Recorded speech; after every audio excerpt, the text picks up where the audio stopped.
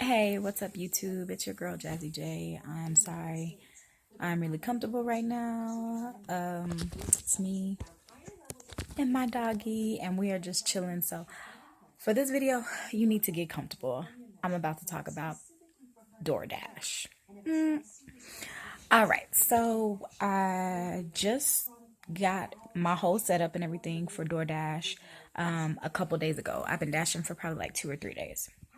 So, I want to tell you some experiences that I have had with DoorDash. All right, so first of all, I want to let you know it's good, but it ain't as easy as they make it seem like it is. Boo. I'm just gonna tell you that it ain't all that great. So, a couple of things that happen with DoorDash. So let's see. One, you're gonna have like a red card. Red card is you're just gonna sometimes have to go in and like pay because I don't know, people don't order stuff and then paid or whatever. So you're gonna have your red card, you're gonna have your bag or whatever. I'm gonna tell you something. The orders that I tend to have the most issues with are red card orders. Red card orders or orders where I have to make the order for them and pay with the red card. So, my first couple orders, everything was going pretty good. I just moved to Colorado Springs about 3 weeks ago from Texas. So I'm dashing in an area that I don't know much about. So I would say if you know your town, if you done live, like I lived in Texas my whole life, if I would have dashed in Texas, I think I would have been 100 A1. That was three, but one, A1. I would have been great in Texas, but I did not dash in Texas. I came to a new state where I don't know anything, and I decided to dash here. So, with that being said, let's move on. So, here, this is a military town. So, if you live anywhere like San Antonio or anywhere where there's a military town, probably it could be anywhere between 50 and 60% of your orders. One day, 100% of my orders that day were all going to base, to the military, which thank you for your service, everybody. I love y'all. I love my military people. I'm happy to help. But when I tell you it is work getting into the base, baby, it is work getting into the base. It ain't no easy little, I drive up and I get to just go into base. No, that's not how it works. Not at all. So Fort Carson is where I live by. I live probably about 5 minutes away from Fort Carson, and that was the majority of where my orders were going. So, first order, I go get it. Oh, and that's another thing about DoorDash. So, when you accept the order, it don't tell you where you're going before you accept it. So, it ain't like you can like pick and choose like, nah, that's the hood. I don't want to go there. Nah, that's the base. I ain't trying to go. Nah. You got to swipe that thing first, and then you find out where you're going. So, that's how they get you. I'm going to say that. So, anyhow, Fort Carson's my first order. So I will never forget this name. I'm delivering to Quintarius. If you watch this video, Quintarius, boy, I wanted to choke you, but that's all right. I appreciate your service, but I still want to choke you. So anyways, I'm delivering to a dude named Quintarius, and he lives on base. He lives in the barracks. So when you get to the base, there are a bunch of different lanes that you have to pull in because it's like a checkpoint. It's almost like, it's exactly like if you're going to Mexico and you're, going through a checkpoint and getting checked out. So I go to base, I go to a checkpoint and I'm like, hey, I'm here for DoorDash, da, da, da, da. What do they tell me? Oh, that's commercial. You can't come through this gate. This is only for people that live on base. You're going to have to go to another gate. Okay. All right. I'm still calm. So where is this other gate? GPS gate 3, and it'll tell you where it is. Well, okay. All right. Well, I'll GPS gate 3. Gate 3 isn't right around the corner, down the street. No. Gate 3 is almost 15 minutes away from the gate where I'm at. So, learning experience number 1, I cannot go through that gate. Now I know every time I deliver to Fort Carson, I have to go to gate 3. So at least I learned that. I'm happy that, that was something that I ended up learning. So cool. I'm good with that. So I get to gate 3. Show your ID, come right in. No. That's not how it works, baby. That's not how it works at all. One, have to have valid registration sticker, which I do, so I'm fine with that. Then insurance card has to be pulled up. Now, I don't know how it is with y'all, but now like I don't even have like a real insurance card. Like my insurance card is on my phone. So I got to get that, make sure that's pulled up.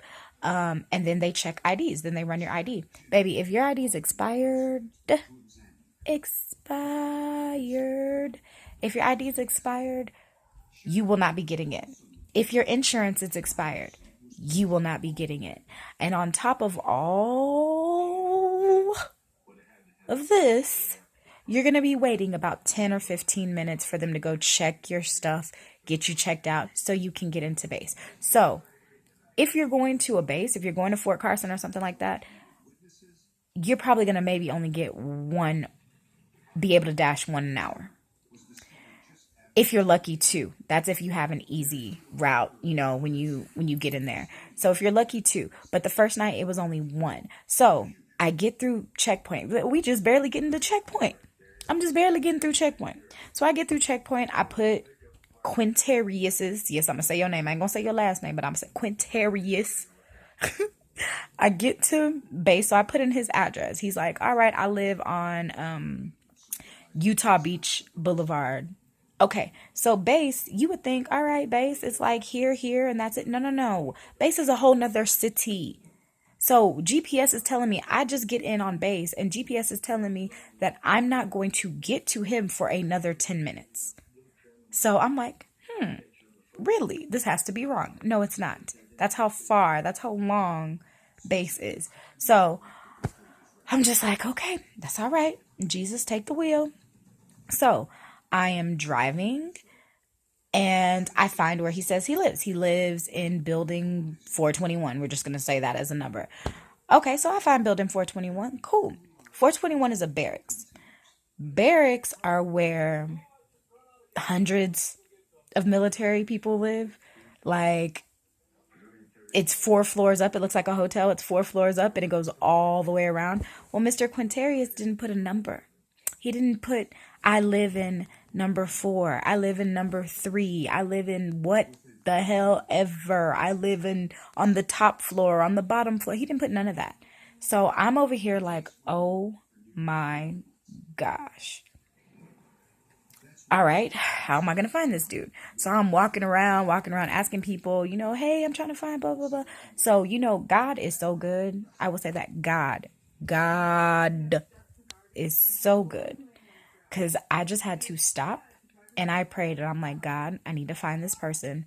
Please help me. And all of a sudden this dude's walking by and he just had a nice smile, like he was a happy person. I was like, hey, I'm from DoorDash. I'm looking for somebody. I'm trying to find their room. I've contacted them and not answering. And so he said, what's his name? And I was like, Quintarius. And he's like, oh yeah, I know him. I'm actually right next door to him. Look at God.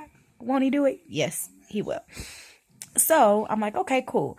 So find him or what have you. And I get the food and everything to him. And then I'm off. So that was my first delivery ever. And that was an hour.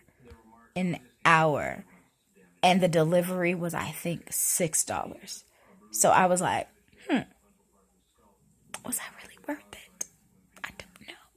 But, it's my first one. So now the good thing is I realize what's going on. I know that now every time I go to base, I got to go to 3. I'm starting to learn, my way around. So that was my story with being on base.